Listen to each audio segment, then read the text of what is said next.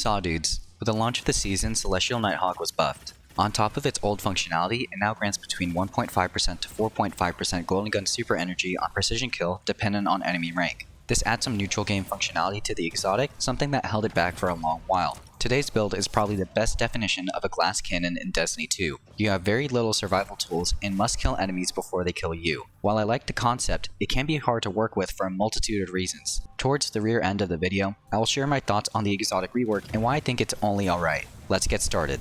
I'll discuss the game loop first. Get precision kills at all times to charge up marksman golden gun faster. You should be playing from the backline and behind cover to avoid damage. While this is going on, keep an eye on your radar for enemies that may push into your personal bubble. Use your healing grenade to stay alive and your knife trick melee to clear ads. When you see a priority target, activate your super and plunge that solar bullet into their brain. Congratulations, you have just committed a war crime. Rinse and repeat.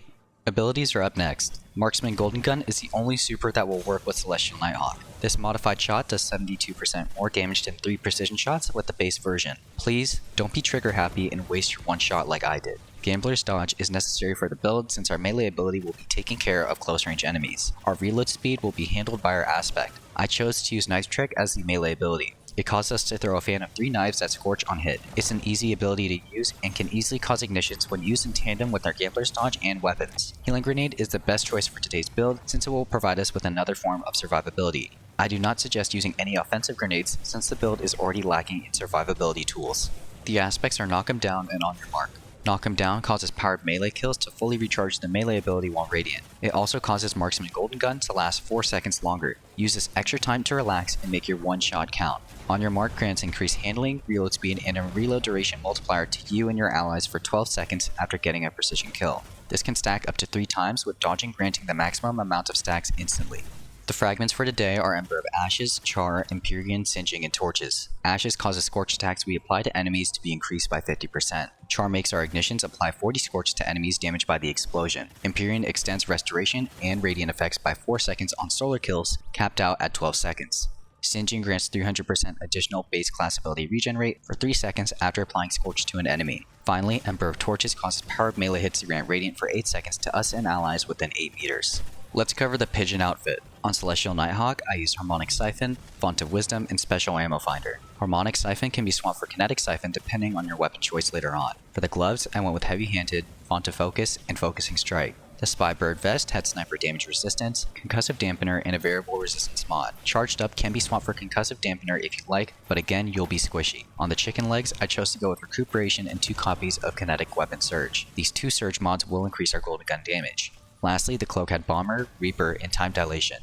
Despite this build being posted in the backline of combat, I cannot stress enough how much resilience matters. I would suggest running 100 resilience to stay alive in hot zones, but that's up to you. I ran 80 and was struggling quite a bit. Discipline is the next stat to prioritize since it will allow you to spam healing grenades more. Because we are using a font mod, do not go above 70. The rest of your points can be dunked into mobility and intellect. If you're enjoying the video so far, consider subscribing. It helps me out a lot. Today's build has 2 weapon loadouts for the best flexibility possible. Since this build is so squishy, I found it important to give you guys plenty of options. If I missed a weapon you like using, please leave it in the comments section for others. Weapon loadout 1 uses the Supremacy, Polaris Lance, and Cataclysmic. The Supremacy is one of my favorite snipers. It offers great total damage, sustained DPS, and burst DPS through a 4 times the charm and rewind rounds combo. It can shoot about 50 rounds with no reserves mods and can do so without reloading. You will need to hit mostly precision shots to make use of this gimmick, but from long range this shouldn't be an issue. This gun will hit harder than Dino Nuggets after a heavy workout. After firing off a golden gun shot, we can follow up with a salvo from the Supremacy.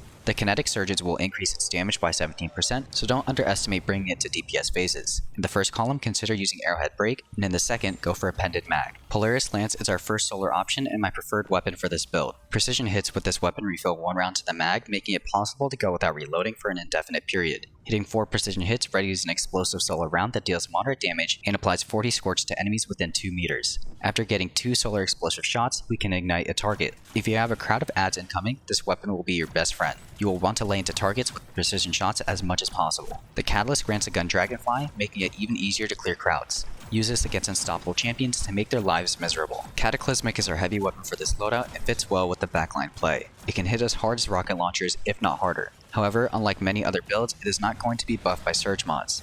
It's so great for taking down champions and being used in a damage rotation against bosses though. In the first column, I suggest taking Fluted Barrel or Arrowhead Break. In the second, I would take Liquid Coils for the increased damage per shot.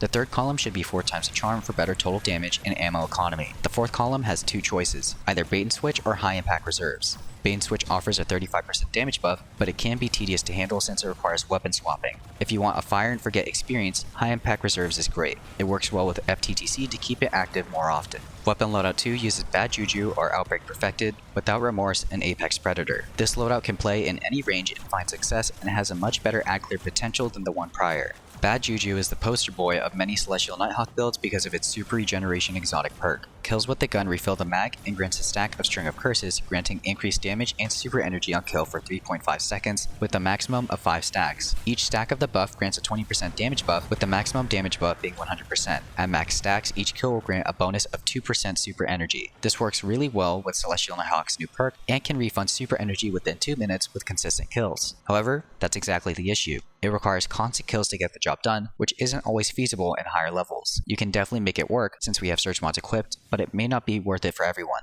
Enter Outbreak Perfected. This pulse rifle uses auto rifle recoil patterns and animations, making it ultra stable, more so than your current living situation. I'm just kidding, but seriously, this thing is a dream to shoot. Hitting 12 shots within 2.5 seconds of each spawns 2 to 4 nanites. Precision kills spawn 9. These nanites track enemies and attach to them, dealing small amounts of damage, but more importantly, increasing the amount of damage enemies take from subsequent shots. The catalyst for this gun causes enemies affected by space aids to release a swarm of 4 nanites on death. This gun is perfect for single target damage and ad clear. Ever since its return in D2, I have had a hard time putting it down. You can easily deal a lot of damage with the surge mods and nanites. I suggest using this weapon 90% of the time in a higher level content. Without Remorse will be our primary method of spreading Scorch and priming enemies for ignitions with this setup. The role I use is Small Bore, Assault Mag, Threat Detector, and Incandescent. Incandescent applies 40 Scorch stacks with Ember of Ashes equipped on kill. Our Knife Trick knives apply 30 Scorch stacks per knife, meaning that we only need to land 2 out of the 3 to cause an ignition. Essentially, when you approach a large group of adds, you want to kill one of them with a gun to scorch the others. Then, throw your knives at one of the scorched enemies to cause an ignition. After that, just repeat the process. I finally got to work creating a personal Apex body pillow since I glaze on it so much. For you guys, you can use Quick Launch, Impact Casing, Reconstruction, and Bait and Switch. You will want to use this weapon with a fireteam member that has Galley equipped for the best total damage. You are more than welcome to use another heavy weapon, but this rocket launcher can double as ad clear in a pinch. Alright everyone, that's the build that has been requested a few times. For those who just wanted the build, you can now try it out in game. For those who are still here, I'll now share my thoughts on the Celestial Nighthawk rework. While I do think that the Super Regeneration buff is nice, I think it's too situational and quite annoying to build into. The biggest issue with the exotic was that it was only useful 10% of the time when you popped your golden gun. Adding the bonus super energy on precision kills is great, but in higher level content that is hard to get behind. Way back before Solar 3.0, there was a subclass perk known as Practice Makes Perfect. This perk increased super regen rate for 1.5 seconds on precision hit and stacked up to 3 times, with the duration refreshing on each hit. This perk would have been better to put on the exotic because it would make it relevant nearly all the time, not just on super activation or precision kills. If you have watched my channel before, you'll know that I don't like perks that require kills since they can be inconsistent or annoying to keep up. The same holds true for this rework. At this point, I would rather use Star Eater scales. It makes all orbs grant 2% bonus super energy, increases every super's damage by 70% at 4 overcharge stacks, heals on cast, and at 4 stacks you also get an overshield for added safety. Sure, it doesn't deal nearly as much damage as Celestial Nighthawk, but it also doesn't limit you to just one shot. That means if you miss one of them, it isn't the end of the world since you have 2 more lined up. To be clear, this is not me hating on Celestial Nighthawk. I just have a preference and wanted to share my thoughts with you guys. Let me know what you think about the build. As always, thank you for watching and happy farming.